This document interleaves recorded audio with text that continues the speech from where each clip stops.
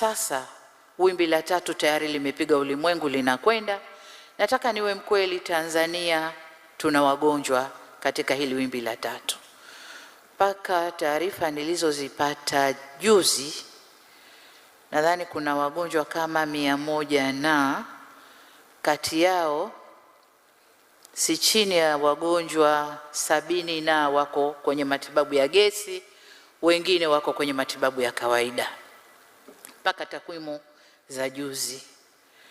Sasa ukiangalia si wengi, lakini hatuna budi kujikinga wasiongezeke. Tujikinge wasiongezeke. Kwa hiyo hatua tuliochukua, kwanza tuliamua kwamba twende na ulimwengu unavyokwenda, tuchanje. Na tuchanje kwa hiari. Tanzania anayetaka atachanja, asiyetaka atajisikiliza nafsi yake. Mpaka atakapotaka kuchanja basi atachanja. Kwa hiyo tumesema kwanza tuchanje. Na tumeamua hivyo kwa sababu gani? Watanzania wengi ambao ni wafanya biashara wamesha kwenda kuchanja. Wametoka nje ya nchi na wamekwenda kuchanja.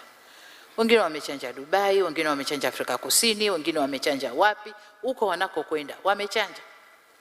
Na wako hapa wanakwenda vizuri, wanakwenda na shughuli zao. Kwa tukasema chanjo sasa itakuwa si lazima, ni hiari ya mtu. Tarehe 15 Juni ilikuwa ni mwisho wa kuingia kwa wale watakaopata chanjo mwaka ujao wa 2022. Kama hukusema mimi nimo mpaka tarehe 15 Juni mwaka huu, chanjo utakayopata ni mwaka wa 2023 ndio unaweza ukapata chanjo. Kwa hiyo tukaharakisha Tanzania, tukasema na sisi tumo. Mengine ya kuagiza na chanjo ipi na nini yatafuata, lakini tumeharakisha kusema na sisi tumo. Kwa sasa wataalamu wetu wanafanyia kazi sasa chanjo ipi ije Tanzania na kwa vipi.